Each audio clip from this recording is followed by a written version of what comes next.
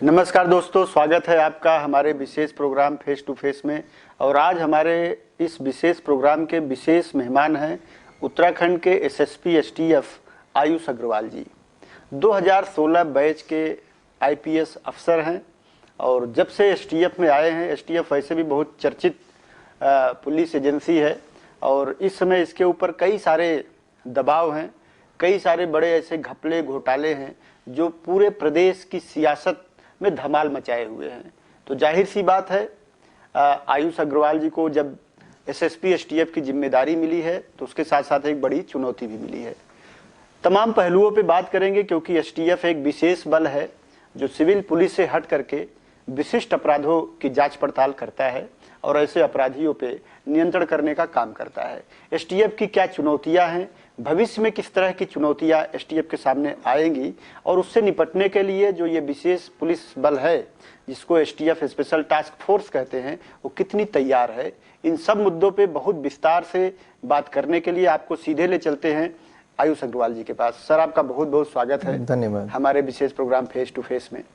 तो सर, रुद्रप्रयाग में एसपी के तौर पे आपने काम किया।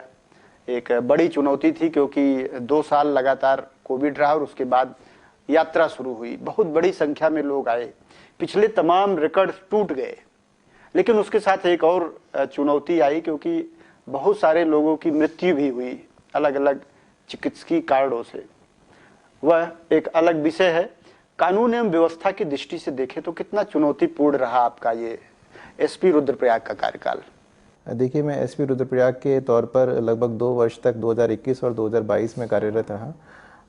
जो पहला वर्ष था वो कोविड की द्वितीय लहर जो आई थी, जिसमें कि काफ़ी भीषण लहर थी और काफ़ी घातक थी, तो उससे चुनौती, उसकी काफ़ी बड़ी चुनौती थी। उसके साथ में जब लास्ट फेज में सितंबर अक्टूबर में यात्रा हुई तो कोविड के संक्रमण को देखते हुए उस यात्रा को कराना भी एक बहुत बड़ा चैलेंज था। लेकिन जो 2022 वाली यात्रा थी, इस वर्ष की जो यात्रा थी, वो आप सभी को पता है कि एक ऐतिहासिक यात्रा थी इस टर्म्स में कि जो लास्ट यात्रा 2019 की हुई थी उससे लगभग दुगनी संख्या में तीर्थयात्री केदारनाथ धाम में और अन्य धामों में पधारे थे।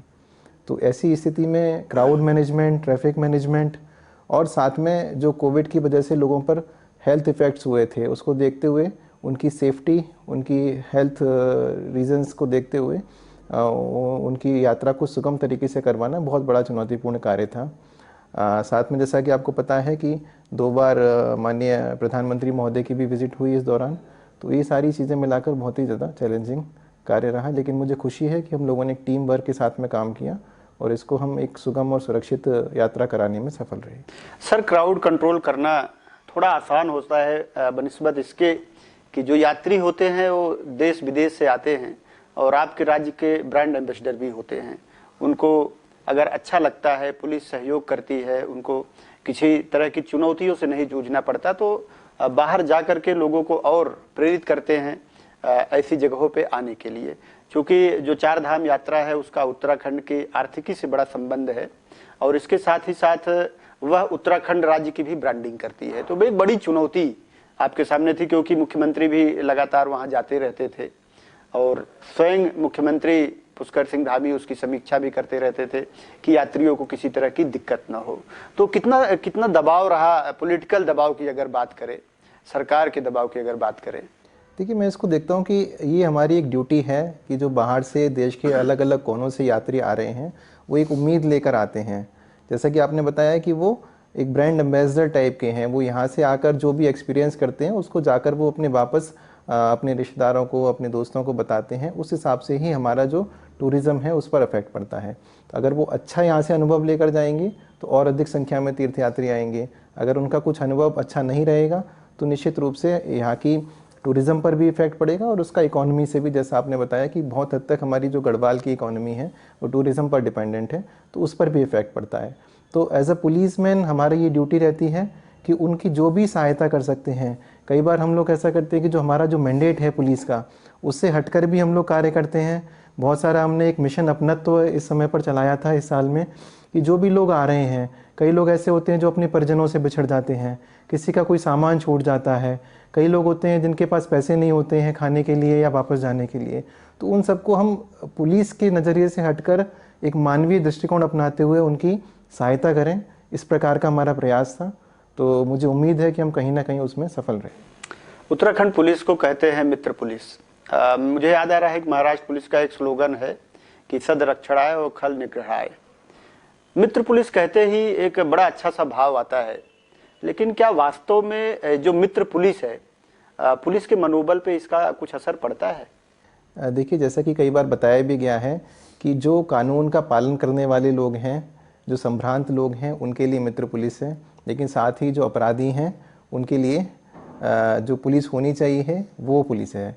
तो जो मित्र पुलिस का भाव है वो ऐसे ही लोगों के लिए है जो कानून का पालन करते हैं और कानून की रक्षा करते हैं। सर, आजकल जो नए लड़के आते हैं जिन्हें आईपीएस होकर के बहुत कम उम्र में एसएसपी बन जाते हैं और उनके अंदर एक अलग तरह का उत्साह होता है, लेकिन वो काफ़ी पब्लिक ओरिएंटेड ऐसे अफसर आ रहे हैं। तो क्या लगता है कि जैसे आप भी काफ़ी कम उम्र में अब एसएसपी के तौर पे काम कर रहे हैं, तो एज का कितना असर पड़ता है पुलिसिंग पे? देखिए, जो भी ये आज की व्यवस्था नहीं है, जो पुरानी अंग्रेज़ों की व्यवस्था थी, इंडियन पुलिस एक्ट था 1861 से, और जो इंडियन सिविल सर्विसेज की स्थापना हुई थी तभी से ये सिस्टम चल रहा है। तो अलग अलग लेवल पर पुलिस में रिक्रूटमेंट होता है, कांस्टेबलरी लेवल पर होता है, एक सब इंस्पेक्टर लेवल पर होता है, डिप्टी एसपी लेवल पर होता है, और एक आईपीएस होता है जो कि ऑल इंडिया सर्विस होती है। तो कहीं ना कहीं सभी लोग एक क्वालिफाइड लोग आते हैं यहाँ पर। फिर जो 1-2 साल की रिगरस ट्रेनिंग होती है जिसमें कि एकेडमिक ट्रेनिंग होती है, साथ में फील्ड ट्रेनिंग होती है, तो दोनों में आपको एक्सपोजर दिया जाता है जिससे कि आप भविष्य में आने वाली चुनौतियों का सामना कर सकें। और जैसा कि इस ट्रेनिंग के बाद भी आपको काफ़ी टाइम तक सबॉर्डिनेट लेवल पर भी काम करना पड़ता है। आप जो सर्किल्स हैं हमारे, जिनमें सर्किल इंस्पेक्टर कहते हैं, सर्किल ऑफिसर्स कहते हैं, उस पोस्ट पर भी रहते हैं। फिर आप छोटे ज़िले में कहीं ना कहीं एसपी रहते हैं। तो काफ़ी एक्सपीरियंस के बाद ही आप यहाँ तक पहुँचते हैं, और मुझे लगता है कि आप तब तक परिपक्व हो जाते हैं कि आप जो भी आपको चुनौती दी जा रही है, जो भी आपको जिम्मेदारी दी जा रही है, उसको आप निभा सकें। चलिए सर, अब आते हैं आपके एसएसपी एसटीएफ के जिम्मेदारी और कार्यभार पे। एसएसपी एसटीएफ के तौर पे जब आपको नियुक्ति मिली यहाँ पे, तो एसटीएफ के पास बड़े ही जिम्मेदारीपूर्ण काम थे, क्योंकि भर्ती घोटाले चल रहे थे और उसमें धड़ाधड़ गिरफ्तारियां भी हो रही थी। जहाँ तक मुझे जानकारी है 45 के आसपास या 50 के आसपास लोग अरेस्ट भी हो चुके हैं। उसमें बहुत सारे लोगों को जमानत भी मिल गई, और जब जमानत मिली तो बहुत सारे सियासी सवाल भी उठे। यहाँ तक कि एसटीएफ की तरफ भी उंगली उठी कि ये लोग प्रॉपर तरीके से जो है कोर्ट में मामले को नहीं रख रहे हैं, जिसकी वजह से जो आरोपी हैं इस घोटाले के, वो जमानत पे बाहर आ रहे हैं। तो सर बताइए किस तरह से उसको हैंडल किया, क्योंकि जब आप आए तो मामले चल रहे थे, बीच में आपको ये जिम्मेदारी मिली? देखिए, ये जो लगभग जून जुलाई के अराउंड यूके SSSC में भर्ती से संबंधित अनियमितताओं का मामला सामने आया था। इसमें एसटीएफ ने जांच की थी और उस जांच के आधार पर कुछ एफआईआर्स दर्ज की गई थी, जिसकी इन्वेस्टिगेशन भी फिर एसटीएफ ही कर रही है। मेरे आने से पूर्व काफ़ी अधिक संख्या में, जैसे आपने बताया, ऑलरेडी अरेस्टिंग्स हो चुकी थी।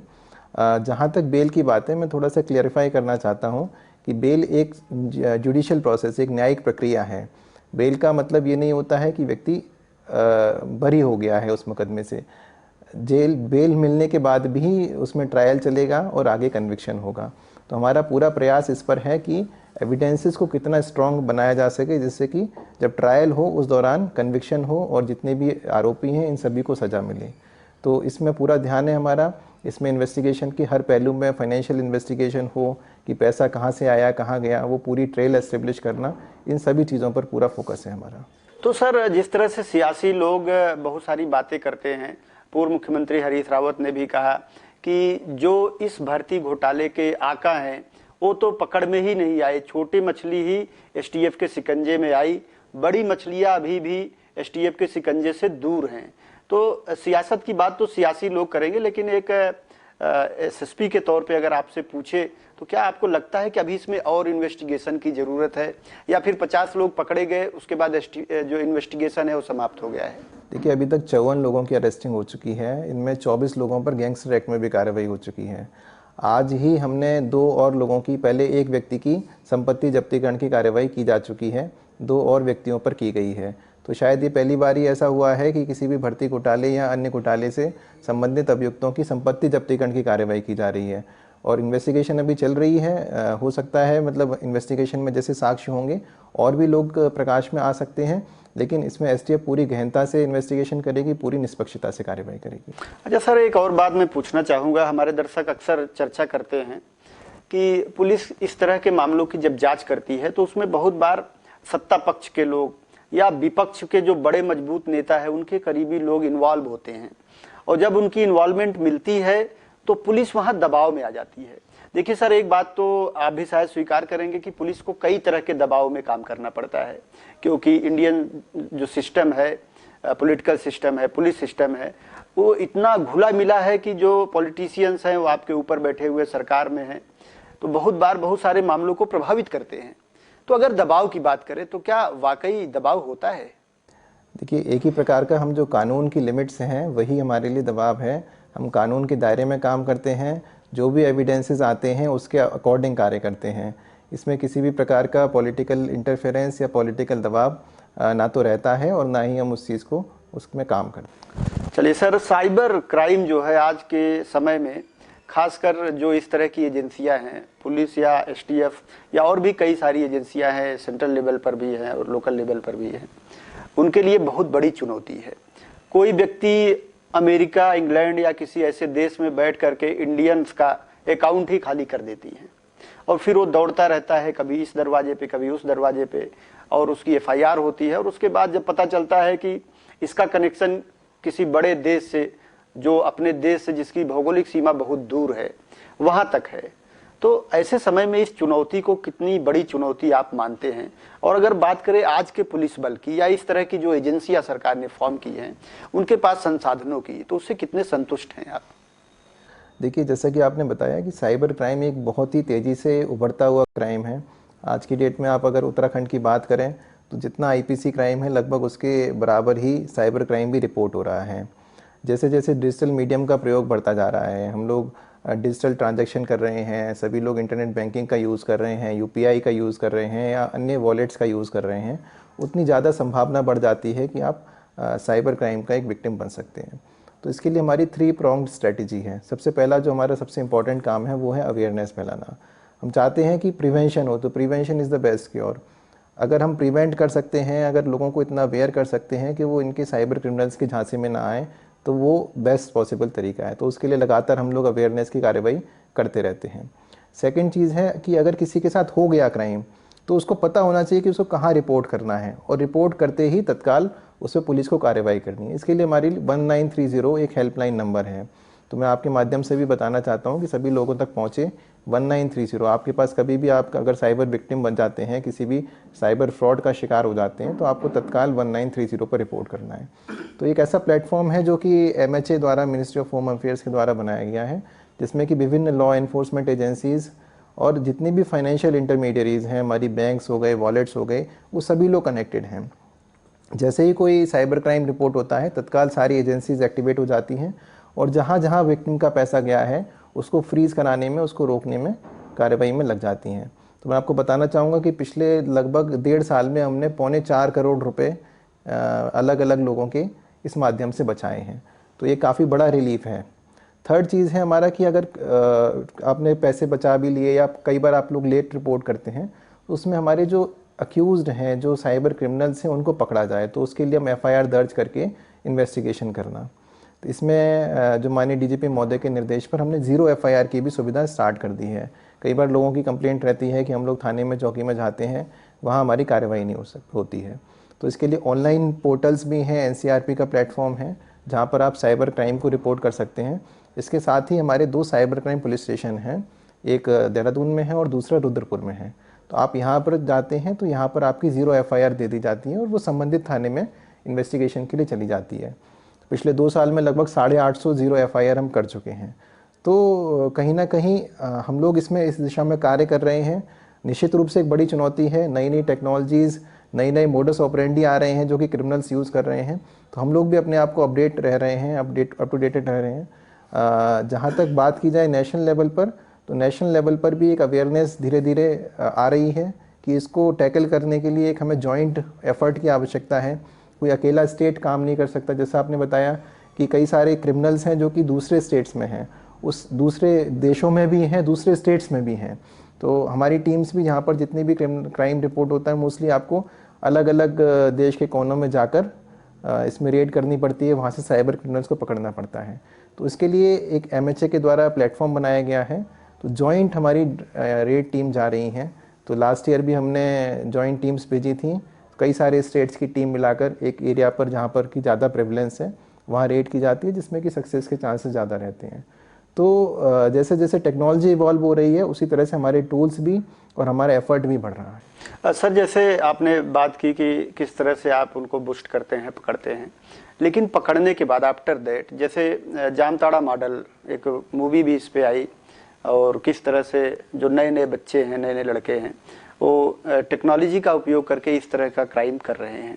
जब आप उनको पकड़ते हैं और उसके बाद जब प्रोसेस अंडर ट्रायल होता है, ट्रायल पे जाता है, वो छूट जाते हैं और फिर से वो उसी काम में इन्वॉल्व हो जाते हैं, तो क्या उसके ऑब्जर्वेशन की भी कोई व्यवस्था है पुलिस डिपार्टमेंट या आपका STF कर रहा है? देखिए, जैसा कि मैंने बताया, बहुत अधिकतर लगभग 99% जो क्राइम यहाँ पर रिपोर्ट हो रहा है वो क्रिमिनल्स बाहर के रहने वाले हैं। तो जैसा कि बताया कि पहले भी उनको हम अरेस्टिंग करके और आगे न्यायिक अभिरक्षा में भेजते हैं, ट्रायल भी चलता है उनका।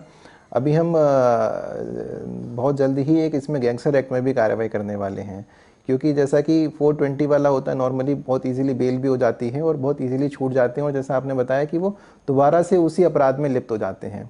तो उसी को देखते हुए हम लोगों ने गैंगस्टर एक्ट में भी कार्रवाई करनी शुरू कर दी है। बहुत जल्द ही हम इसमें साइबर क्रिमिनल्स पर भी गैंगस्टर एक्ट में कार्रवाई करेंगे, उनकी संपत्ति जब्तीकरण की भी कार्रवाई करेंगे। तो सर, इसमें कानून की अगर बात करें, लॉज की, साइबर लॉज की, जैसे मैं बात कर रहा था, मैं पढ़ता रहता हूं, तो मुझे लगता है कि पूरी दुनिया में, जिनको हम बहुत एडवांस कंट्री मानते हैं, वहां पर भी साइबर लॉज की बेहद कमी है। वहां की जो एजेंसियां हैं वो भी इस कमी से जूझ रही है, और उनकी ये शिकायत होती है कि हमारे पास कानून नहीं है कि इनको किस तरह से इनको नियंत्रित करें। हिंदुस्तान की भी अगर बात करें तो वहां भी ऐसी स्थिति देखने को मिलती है। जब आप लोग फील्ड में उतर के काम करते हैं तो कानून की कमी कितना जो है चुनौती बनती है सामने? देखिए, मुझे लगता है कि हमारा जो कानून है, हमारी जो IPC है और जो IT एक्ट है, बहुत ही रोबस्ट है। तो ऐसा नहीं कहा जा सकता कि कानून के प्रोविज़न नहीं है। मुझे लगता है कि अभी तक जितने भी अपराध कहीं भी रिपोर्ट होते हैं तो वो किसी ना किसी कानून के दायरे में, उसके उल्लंघन में कवर हो जाते हैं। हाँ, बात जहाँ तक है, इसको स्ट्रेंथन करने की आवश्यकता है, इसमें पनिशमेंट को बढ़ाने की आवश्यकता है, पेनल्टी को बढ़ाने की आवश्यकता है। कुछ इश्यूज़ हैं जैसे कि इन्वेस्टिगेशन IT एक्ट में आज की डेट में केवल इंस्पेक्टर या उनसे ऊपर रैंक के ऑफिसर्स ही इन्वेस्टिगेट कर सकते हैं। तो जिस हिसाब से क्राइम रिपोर्ट हो रहा है, तो हम लोग चाहते हैं, हम लोगों ने कई प्लेटफॉर्म पर सजेशन भी दिया है कि इसकी विवेचना का अधिकार सब इंस्पेक्टर को भी दिया जाना चाहिए। तो कानून की कमी नहीं है, उसको स्ट्रेंथन करने की आवश्यकता है। सर, एक और सवाल मेरा है, क्योंकि बहुत सारे हमारे दर्शक इस तरह की बातें पूछते रहते हैं कि जैसे किसी के साथ इस तरह का साइबर फ्रॉड हो गया तो बहुत बार वो डरते हैं, क्योंकि किसी लालच में पड़ के वो फ्रॉड का शिकार होते हैं। तो उन्हें लगता है कि अगर हम पुलिस के पास जाएंगे तो शायद मेरे ऊपर भी मुकदमा हो जाएगा या मेरे खिलाफ भी कार्रवाई हो सकती है, दंडित करने की, पनिशमेंट की, कि आप लालच में क्यों पड़े। तो क्या कुछ ऐसा भी होता है उनके साथ? देखिए, लालच में पड़ना कोई अपराध नहीं है। तो जैसा मैंने बताया, आपको पता होगा, एक्सीडेंट का केस होता है तो उसमें गोल्डन आवर का रूल होता है कि आप अगर 1 घंटे के अंदर नॉर्मली विक्टिम को अगर हॉस्पिटल तक पहुंचा देते हैं तो ज़्यादा चांसेस रहते हैं कि वो सर्वाइव कर जाएगा। उसी प्रकार का जो 1930 हमारा कॉल सेंटर है, तो आप अगर आपके साथ क्राइम हो गया, आप बिल्कुल भी डरने की आवश्यकता नहीं है, किसी प्रकार का हेजिटेट होने की आवश्यकता नहीं है। आपको तुरंत 1930 पे कॉल करके रिपोर्ट करना है। आप जितना जल्दी रिपोर्ट कर देंगे उतने ज़्यादा चांसेस रहेंगे कि आपका पैसा आपको वापस मिल जाए। और पुलिस पूरी तरह से इसमें संवेदनशील है।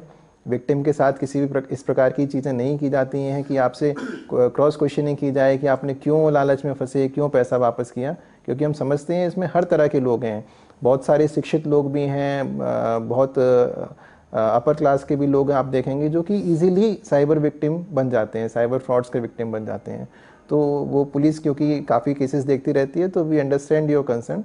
तो आपको इस प्रकार के किसी भी डरने की या शर्मिंदा होने की आवश्यकता नहीं है। आप तुरंत ही इसको रिपोर्ट करिए और पुलिस तत्काल कार्रवाई करेगी। सर, जैसे STF एक स्पेशल टास्क फोर्स के तौर पे स्थापित की गई पुलिस विभाग में, इसमें जो मामले आते हैं वो भी विशेष प्रकृति के होते हैं। तो क्या ऐसा लगता है कि इधर बहुत सारे मामले उस आने लगे आपके पास, बहुत ज़्यादा है? बहुत सारे मामले ऐसे भी होते हैं कि हम लोगों को पता चलता है तो लगता है यार इसे तो सिविल पुलिस को ही जाना था, फिर भी STF को दे दिया गया, क्योंकि STF बहुत फास्ट काम करती है और उसका रिजल्ट तुरंत दिखने लगता है। तो क्या लगता है एसटीएफ की जो कार्यशैली है इस तरह की, उसकी वजह से उसके पास काम का दबाव भी बहुत हो रहा है? नहीं, देखिए, जो काम के दबाव की बात है तो उसमें हमारे संसाधन भी बढ़ाए जा रहे हैं। जैसा कि आपने बात की, क्रेडिबिलिटी है। एक एसटीएफ एज एन इंस्टीट्यूशन आज की डेट में उत्तराखंड की बात करें तो लोगों में क्रेडिबिलिटी है, लोगों को विश्वास है कि अगर कोई मामला एसटीएफ को दिया जाएगा तो एसटीएफ उसमें तत्काल और सही कार्रवाई करेगी। तो ये हमारे लिए एक प्राउड की भी बात है, और निश्चित रूप से हमारे पास काम भी बढ़ रहा है तो उस हिसाब से हमारे संसाधन भी बढ़ रहे हैं, और जिससे कि हम अच्छी तरह से उन सभी कामों को डील कर सकें। सर, एक आप पुलिस अफसर हैं तो एक और ज़रूरी सवाल मैं लेना चाहूँगा। उत्तराखंड की बात करें, यहाँ क्राइम काफ़ी कम है। अगर आप अगल बगल के जो प्रदेश हैं उनसे कंपेयर करें, चाहे उत्तर प्रदेश हो, हरियाणा हो, दिल्ली हो, पंजाब हो, वहाँ से अगर इसकी तुलना करें तो क्राइम बहुत कम है, जो हीनियस क्राइम होते हैं। लेकिन बड़ी चुनौती यहाँ ट्रैफिक की आती है। तो एज ए पुलिस अफसर क्या लगता है कि आने वाले समय में ये जो चुनौती है, इसे किस तरह से निपटा जा सकता है? देखिए, निश्चित रूप से ये जो जैसा कि पता है कि वाहनों का दबाव बढ़ रहा है, हमारी रोड्स का एक्सपेंशन उस रेशियो में नहीं हो रहा है, जिस वजह से ट्रैफिक का दबाव बढ़ रहा है। साथ ही जैसा बताया आपने, एक देवभूमि है, हमारी एक टूरिस्ट प्लेस है, जहाँ की देश के कोने कोने से तीर्थयात्री आते हैं, श्रद्धालु आते हैं और पर्यटक आते हैं यहाँ पर। तो निश्चित रूप से ट्रैफिक यहाँ के लिए एक बड़ी समस्या है। मुझे जो लगता है कि इसका एक जो सॉल्यूशन हो सकता है वो कहीं ना कहीं हमें पब्लिक ट्रांसपोर्टेशन सिस्टम है उसको डेवलप करना पड़ेगा। अभी हमारा पूरा जो फोकस रहता है कि वो रोड्स के एक्सपेंशन पर रहता है, पार्किंग डेवलपमेंट पर रहता है, और लोगों के जो प्राइवेट व्हीकल्स हैं वो बढ़ते जा रहे हैं। तो उसको कहीं ना कहीं कंटेन किए जाने की आवश्यकता है। तो जो पब्लिक ट्रांसपोर्टेशन सिस्टम है, चाहे वो मेट्रो रेल्स का हो या पब्लिक बसेस का हो, उसको जितना ज़्यादा हम स्ट्रेंथन करेंगे और जो प्राइवेट व्हीकल्स का यूज़ जितना डिस्करेज करेंगे, उतना ही वही लॉन्ग टर्म में सर्वाइव कर पाएगा।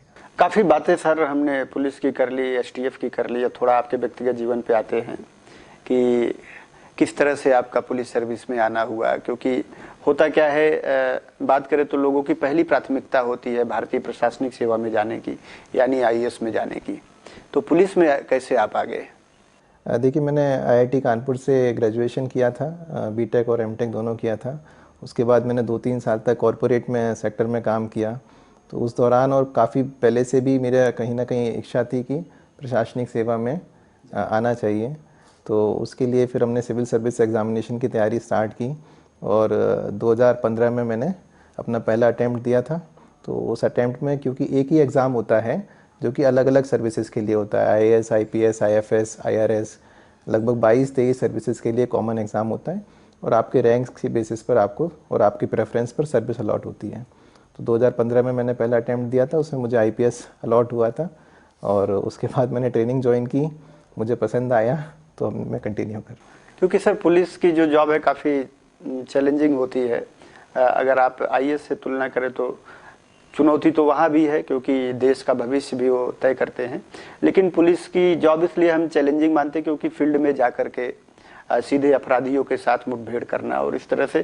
तो इसलिए जब कोई पुलिस सर्विस में आता है तो ये सवाल मेरे मन में आता है कि जरूर कुछ न कुछ क्रांतिकारी जो है विचार रहे होंगे कि भाई कुछ बदलना है, कुछ करना है।